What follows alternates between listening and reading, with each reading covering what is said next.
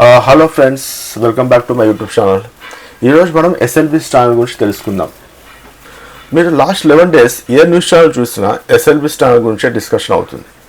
అసలు దీని గురించి మనం కొన్ని క్వశ్చన్స్ వేసుకుంటే, అసలు ఈ ఎస్ఎల్బిసి ఛానల్ అంటే ఏంటి, దీని యొక్క చరిత్ర ఏంటి, అసలు ఈ ఎస్ఎల్బిసి కన్స్ట్రక్షన్ ఎందుకని ఇన్ని ఇయర్స్ నుంచి జరుగుతూ ఉంది, ఇంకా ఈ ప్రాజెక్ట్ ఎందుకు ఇంకా కంప్లీట్ అవ్వటం లేదు. అన్నిటికంటే ఇంపార్టెంట్ క్వశ్చన్ ఏంటంటే ఫ్రెండ్స్, ఇక్కడ లాస్ట్ 11 days నుంచి మన రెస్క్యూ టీమ్ ఇంకా ఈ టనల్లో చిక్కున్న వారిని సేవ్ చేయలేకపోయింది అండ్ అట్లీస్ట్ వాళ్ళ జాడ కూడా తెలుసుకోలేకపోయింది. ఈ ఎస్ఎల్బిసి ఛానల్ వీడియో మరింత ముందుకు వెళ్ళే ముందు ఫ్రెండ్స్, ఒకసారి నా యూట్యూబ్ ఛానల్ సబ్స్క్రైబ్ చేయండి అండ్ వీడియోని లైక్ చేయండి. Okay, coming to the question number 1, అసలు ఈ ఎస్ఎల్బిసి ఛానల్ అంటే ఏంటి, దీని యొక్క హిస్టరీ ఏంటిది మనకు తెలుసుకుంటే, అసలు ఈ ఎస్ఎల్బిసి ఛానల్ అంటే శ్రీశైలం లెఫ్ట్ బ్యాంక్ కెనాల్. దీని యొక్క ఫుల్ ఫామ్ వచ్చేసి friends Srisailam left bank canal. ఈ ఎస్ఎల్బిసి ఛానల్ ప్రాజెక్ట్ బేసిక్గా 2005లో మనకి స్టార్ట్ అయింది. అప్పటి మన సీఎం అయిన ఆంధ్రప్రదేశ్ సీఎం అయిన డాక్టర్ వైఎస్ రాజశేఖర రెడ్డి గారు ఈ ప్రాజెక్ట్కి ఫౌండేషన్ స్టార్ట్ చేశారు. కానీ ఈ ప్రాజెక్ట్ యాక్చువల్ కన్స్ట్రక్షన్ స్టార్ట్ అయింది మాత్రం మనకి 2008 సంవత్సరంలోనే. 2008 నుంచి 2009 వరకు ఈ ప్రాజెక్ట్ క్లోజ్గా 2.9 kilometers వరకు కట్టారు. అండ్ 2009 నుంచి 2010 సంవత్సరంలో ఈ ప్రాజెక్ట్ క్లోజ్గా 3 kilometers కట్టారు. అండ్ 2010 నుంచి 2011 సంవత్సరంలో ఈ ప్రాజెక్ట్ 3.2 kilometers వరకు కట్టారు. అండ్ 2011 నుంచి 12 వరకు 4.4 kilometers ఈ ప్రాజెక్ట్ కట్టడం జరిగింది. అండ్ 2012 నుంచి 2013 వరకు 4.2 kilometers వరకు ఈ ప్రాజెక్ట్ కట్టడం జరిగింది. అండ్ 2013 నుంచి 14 వరకు 4.8 kilometers ఈ ప్రాజెక్ట్ కట్టడం జరిగింది. మొత్తానికి ఈ ప్రాజెక్టు స్టార్టింగ్లో డిజైన్ చేసినప్పుడు 43.92 kilometers వరకు ఈ ప్రాజెక్ట్ కట్టడం నిర్ణయించారు. సో ఓవరాల్గా రౌండ్ ఫిగర్ వేస్తే మొత్తం 44 kilometers వరకు ఈ టనల్ నిర్మించాల్సి ఉంది. ఆ తర్వాత మనకి 2014 సంవత్సరంలో మీకు తెలిసే ఉంటుంది తెలంగాణ స్టేట్ అనేది ఫార్మేషన్ అయింది. సో ఈ ప్రాజెక్ట్ అనేది ఎస్ఎల్బిసి ప్రాజెక్ట్ అనేది కంప్లీట్గా తెలంగాణ స్టేట్కి దక్కింది. ఆ తర్వాత అప్పటి తెలంగాణ సీఎం అయిన కేసీఆర్ గారు మొత్తం తన 10 years టైంలో కేసీఆర్ హయాంలో మొత్తం ఈ ప్రాజెక్ట్ 9 kilometers వరకు కట్టడం జరిగింది. ఇంకోటి ఇక్కడ చూసుకుంటే ఈ ప్రాజెక్ట్లో మనకి ప్రధానంగా 2 చోట్ల సొరంగాలు ఉన్నాయి. అందులో ఒకటి ఇన్లైట్ సొరంగం, రెండోది అవుట్లైట్ సొరంగం. ఒకటి హెడ్ రెగ్యులేటర్ ఈ ప్రాజెక్ట్లో మనకి భాగమే. దాంతోపాటుగా మనకి 2 లింక్ కెనాల్స్ కూడా ఈ ప్రాజెక్ట్లో ఉన్నాయి మనకి. అండ్ బ్యాలెన్సింగ్ రిజర్వ్ కూడా చేయాల్సి ఉంది ఈ ప్రాజెక్ట్లో భాగంగా. అది కాకుండా ఫ్రెండ్స్, ఈ ప్రాజెక్ట్లో మనకి ఇంకా కొన్ని పనులు బాకీ ఉన్నాయి. ఆ పనులు మనం చూసుకుంటే ఈ ప్రాజెక్ట్ మొత్తం 43.93 kilometers వరకు తెవాల్సి ఉంటుంది కదా.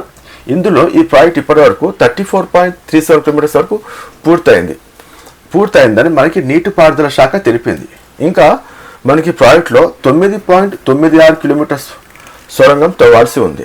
అయితే దీంట్లో 9.96 kilometers ఇంకా పూర్తి చేయాల్సింది. ఈ ప్రాజెక్ట్ కంప్లీట్ చేయాలని ఇప్పుడు కాంగ్రెస్ గవర్నమెంట్ అనుకుంటుంది. ఈ ప్రాజెక్ట్ దీనికి ఇన్లైట్ అండ్ అవుట్లైట్ వరకు పనులు చేసుకుంటూ వచ్చారు. నాగర్కర్నూలు డిస్టిక్లోని అమరాబాద్ మండలం దోమాలపేట వద్ద పనులు స్టార్ట్ చేసి అచ్చంపేట మండలం మన్నవాలపల్లి వద్ద టనల్ వరకు పనులు ఈ ప్రాజెక్ట్ పూర్తి చేయాల్సి ఉంటుంది. ఇప్పటి వరకు మనం ఎస్ఎల్బిసి ప్రాజెక్ట్ గురించి తెలుసుకున్నాం, దీని యొక్క చరిత్ర తెలుసుకున్నాం. ఇంకో క్వశ్చన్ ఏంటంటే, ఇప్పుడు మనం అసలు ఈ ఎస్ఎల్బిసి ప్రాజెక్ట్ స్టార్ట్ చేయడానికి గల కారణాలు ఏంటి, దీని యొక్క పర్పస్ ఏంటి మనం తెలుసుకుందాం.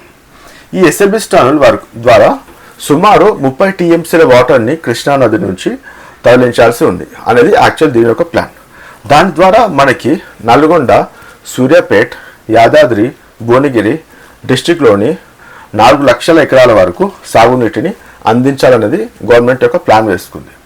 అలాగే ఒకవేళ మనకి అవసరమైతే హైదరాబాద్కి కూడా ఈ నీటిని అందించాలని గవర్నమెంట్ ప్లాన్ వేసింది.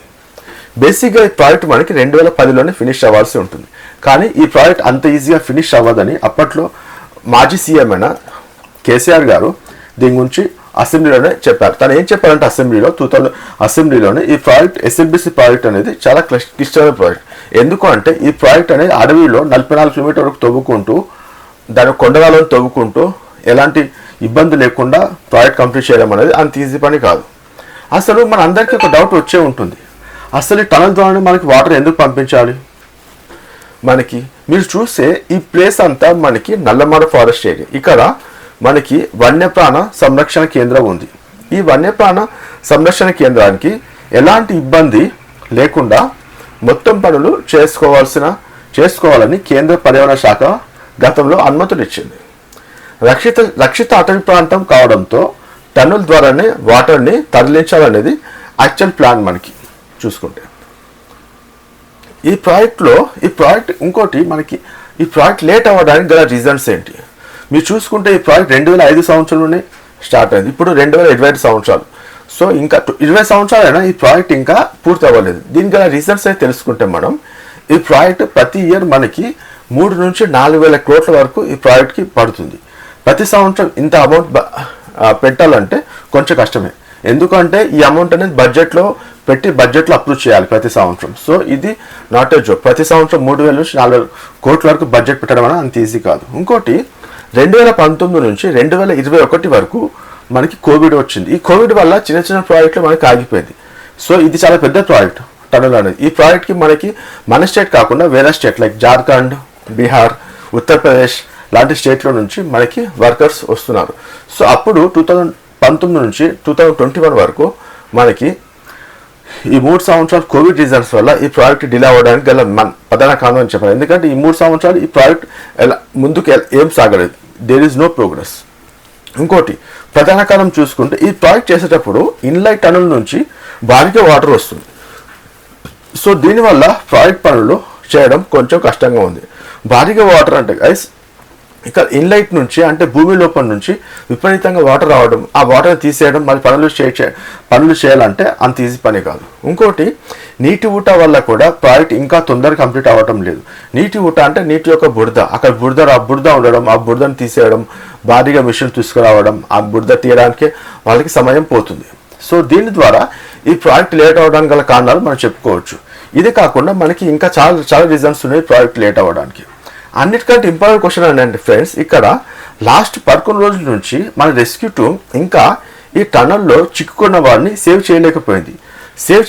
పక్కన పెడితే అట్లీస్ట్ వీళ్ళు ఎక్కడున్నారో అనే జాడ కూడా ఇన్ఫర్మేషన్ కూడా మనకి రెస్క్యూ టీమ్ ఇప్పటివరకు తెలుసుకోలేకపోయింది. దానికి గల ప్రధాన రీజన్స్ మనం తెలుసుకుంటే అసలు బేసిక్గా ఈ ఇన్సిడెంట్ ఎప్పుడు జరిగింది? ఫిబ్రవరి 22, 2020 సంవత్సరం మార్నింగ్ 8:30కి ఈ ఎస్ఎల్వి స్టార్ పనులు చేసే ముందు ఎస్ఎల్వి స్టార్ లోపల పైకప్ అనేది సడన్గా కూలిపోయి ఆ శిథిరాలని కింద పడేసరికి విపరీతంగా వాటర్ రావడంతో అక్కడ ఉన్న కార్మికులలో 42 మంది కార్మికులు సక్సెస్ఫుల్గా బయటకు వచ్చారు సేఫ్గా. కానీ అక్కడ 8 మంది మాత్రం అక్కడే చిక్కుకున్నారు. ఆ 8 మందికి చిక్కుకున్న తర్వాత ఆ 8 మందిని రక్షించడానికి గత 11 రోజుల నుంచి మన రెస్క్యూ టీమ్ చాలా కష్టపడుతుంది. అసలు ఈ రెస్క్యూ టీంలో మనకి అన్ని రకాల టీమ్స్ మనకి ఫాలో అవుతున్నాయి. ఇంకా చూసుకుంటే ఎస్డిఆర్ఎఫ్, ఎన్డీఆర్ఎఫ్, ఆర్మీ, నేవీ, చాలా రకాల టీమ్స్ అనేది రెస్క్యూ ఆపరేషన్స్లో పాల్గొని ఈ 8 మందిని సేవ్ చేయడానికి చాలా కష్టపడుతున్నారు. కానీ ఈ 8 మంది ఇప్పటివరకు ఎక్కడ ఉన్నారు, వాళ్ళ జాడ కూడా ఇప్పటివరకు మనకి తెలియలేకపోయింది. ఈ రెస్క్యూ టీమ్కి ఉన్న ప్రాబ్లం ఏంటంటే నీటి ఊట దీని యొక్క ప్రధాన కారణం. దాంతోపాటు బురద దీని యొక్క ప్రధాన కారణం. బురద రావడం ఫ్రెండ్స్, ఆ బురదను తీసి ఆ బురద మొత్తం క్లియర్ చేసి వెళ్ళాలంటే అది తీసి కాదు. ఎందుకంటే అది టనల్ లోపల వెలుతురు సరిగా ఉండదు. అది అడవి లోపల ఉన్న టనల్, ఆ టనల్ లోపల మనకి వెలుతురు ఏమాత్రం ఉండదు. వాళ్ళు టార్చ్ లైట్ వాళ్ళు వాడే వస్తువు మాత్రం టార్చ్ లైట్ మాత్రమే. అండ్ దాంతోపాటుగా భూమి కింద నుంచి వాటర్ రావడం కూడా అదొక రీజన్స్ అని చెప్పొచ్చు. అక్కడ మీరు చూసుకుంటే భూమి నుంచి విపరీతంగా వాటర్ రావడం, ఆ వాటర్ తీసేయడం అండ్ వాళ్ళు వెళ్ళాలంటే అంత తీసి పని కాదు. అండ్ భారీగా మట్టి దిబ్బలు పడడం, పైనుంచి మనకి శిథిలాలు, మట్టి దిబ్బలు ఇవన్నిటి క్లియర్ చేసి వాళ్ళు వెళ్లాల్సి ఉంటుంది. అసలు 8 మంది ఇంకా బ్రతికే ఉన్నారా లేదా అనేది ఇప్పటివరకు చాలా మందికి ఉన్న క్వశ్చన్స్. రెస్క్యూ ఆపరేషన్ టీం వీళ్ళు 8 మంది ప్రస్తుతానికి వాళ్ళ పేర్లతో పిలిచి ట్రై చేస్తారు వాళ్ళు బతుకున్నారా లేదా అని. వాళ్ళ పేర్లతో పిలిస్తే లోపల ఎలాంటి ఇన్ఫర్మేషన్ రాలేదు, ఎలాంటి రెస్పాన్స్ రాలేదు. దీనికి అందరికి వచ్చిన డౌట్ ఏంటంటే అసలు ఇక్కడ ఆక్సిజన్ లెవెల్ చాలా తక్కువగా ఉంది. సో ఈ టనల్ ఇప్పటికే వీళ్ళు 9 నుంచి 10 కిలోమీటర్ వరకు తవ్వగా ఈ 8 మంది మాత్రం జాగ్రత్త దొరకలేదు. వాళ్ళు ప్రస్తుతానికి టీబీఎం మిషన్ దగ్గర ఉన్నారని వీళ్ళు భావిస్తున్నారు. కానీ అది ఇంకా కన్ఫర్మేషన్ రాలేదు. ఆల్మోస్ట్ మా రెస్క్యూ టీమ్ దీనికి దగ్గరలోనే ఉన్నారు. ఇంకా 2-3 డేస్లో వీళ్ళు ఎక్కడ ఉన్నారనే జాడ ప్రతికూలం మనకు తెలుస్తుంది. కానీ ప్రస్తుతానికి వీళ్ళు ఇంకా బతికే ఉన్నారా లేదా చనిపోయారా అనే సంగతి ఇంకా చాలా మందికి తెలియదు. సో ఈ 8 మెంబర్స్ అందరూ సేఫ్గా ఉండాలని మనం ఆ దేవుణ్ణి కోరుకుందాం. మీరు ఇప్పటివరకు